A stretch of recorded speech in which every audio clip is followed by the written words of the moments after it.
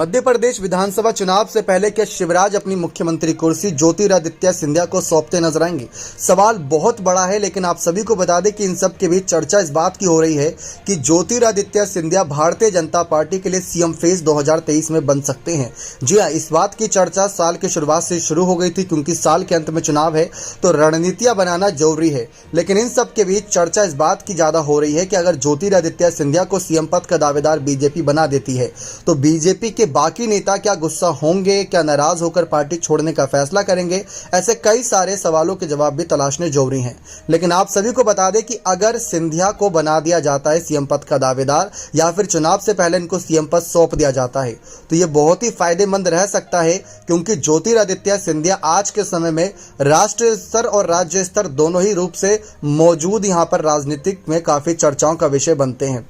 दरअसल कांग्रेस के विधायक और पूर्व मंत्री सज्जन सिंह वर्मा ने एक बयान दिया था कि शिवराज सिंह चौहान हर मोर्चे पर फेल हो गए, इसलिए उन्हें हटाना बीजेपी की मजबूरी हो गई है। जी हाँ, जो एंटी इनकम्बेंसी का मामला होता है कि बार बार एक ही चेहरा उतारने से भी जनता अपना फैसला बदल लेती है। जैसा कि देखा जाए 15 साल तक शिवराज सीएम कुर्सी पर रहे, लेकिन 2018 में जिस चेहरे को जनता ने नकार दिया, क्या उसे फिर से 2023 में जनता के बीच लाया जाए? सबसे बड़ा सवाल यह है। इसी की बात को लेकर यहाँ पर कई मंथन चल रहा है। ज्योतिरादित्य सिंधिया जो केंद्रीय मंत्री है, इनके अलावा गृह मंत्री नरोत्तम मिश्रा, बीजेपी प्रदेश अध्यक्ष वीडी शर्मा के अलावा भी कई नाम है इस लिस्ट में जो कि शिवराज के बाद सीएम पद के दावेदार हैं। लेकिन आप सभी को बता दें कि कांग्रेस कमलनाथ के साथ जाना पसंद करेगी और कमलनाथ के लिए एक बड़ी मुसीबत सिंधिया बन सकते हैं। बीजेपी ज्योतिरादित्य सिंधिया को भविष्य में मध्य प्रदेश की कमान सौंपकर एक तीर से कई निशाने कर सकती है। उदाहरण के लिए मुख्यमंत्री शिवराज सिंह चौहान के बाद पार्टी में कई बड़े नाम मुख्यमंत्री के रूप में सामने आते रहे, मगर अंदरूनी तौर पर सभी एक दूसरे के खिलाफ भी हैं। तो ज्योतिरादित्य सिंधिया एक ऐसा नाम है जिसे लेकर बीजेपी के प्रतिद्वंदी नेताओं की नाराजगी खत्म हो सकती है। जैसा कि आपने महाराष्ट्र में देखा कि जब एकनाथ शिंदे बगावत करके आए तो कहीं ना कहीं देवेंद्र फडणवीस को हटाकर एकनाथ शिंदे को सीएम पद दे दिया गया, क्योंकि उनकी वजह से ही सरकार बनी थी अगर देखा जाए तो, वरना सरकार कहीं बन पाती दोबारा।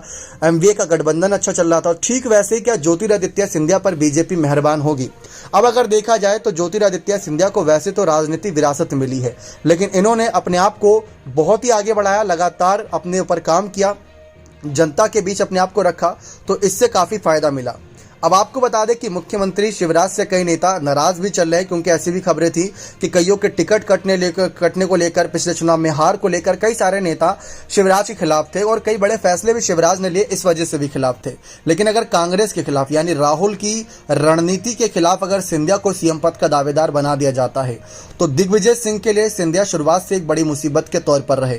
दिग्विजय सिंह को वहीं बड़ा झटका लग जाएगा। लेकिन दिग्विजय ने हाल ही में कहा कि 2024 का लोकसभा चुनाव हो या 2023 का विधानसभा चुनाव, वो सिंधिया के खिलाफ लड़ने के लिए तैयार हैं। लेकिन सबसे बड़ी बात यह है कि सिंधिया को क्या दावेदार बनाया जाएगा। जाति समुदाय भी देखा जाता है चुनाव के वक्त, तो वो भी देखना बहुत जरूरी है और कई सारे विश्लेषक मानते हैं कि सिंधिया को शायद ही यहां पर सीएम पद का दावेदार बनाया जाए। लेकिन जिस तरीके से राजस्थान की सत्ता पर वसुंधरा राजे ने कब्जा किया था कई सालों तक, क्या वैसे ही सिंधिया अपना दबदबा यहां पर कर पाएंगे? सबसे बड़ा सवाल यह है। देखते आने वाले वक्त में कि क्या सिंधिया दावेदार बन पाएंगे। खैर, अभी तो एक अलग ही रार मचा हुआ है, उस रार को खत्म होने देते हैं, उसके बाद फैसले का इंतजार रहेगा। आप अपनी राय इस मामले पर जरूर रखें।